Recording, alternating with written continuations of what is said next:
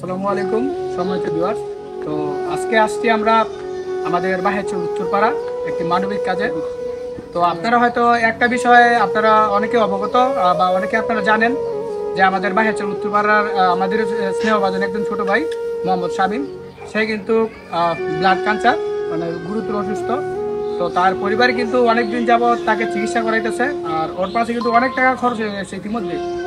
তো আর অনেক টাকা লাগবে, আর আপনারা জানেনই একটি ব্লাড ক্যান্সার হলে এই এর মধ্যে কত কত টাকা খরচ যায় এটা আপনারা অনেকেই জানেন। তো আসলে হ্যাঁ, একটা মধ্যবিত্ত ফ্যামিলির একজন মানুষ। তো এখন তারা এরকম অসহায় হয়ে পড়ছে, মানে কোনো কিছু করার মতো না। তো যে কারণে আমাদের এবং কি আমাদের সমাজের সবার কাছে তারা হাত বাড়িয়েছে। তো একটা বিষয় হচ্ছে গিয়ে আমরা দেখেছি অতীত যে আমাদের গ্রামের সামাজিক কাজে এমনকি গরিব অসহায় মানুষদের পাশে সবসময় আমাদের প্রবাসী ভাইয়েরা দাঁড়িয়েছেন। তো আজকেও তার ব্যতিক্রম নয়।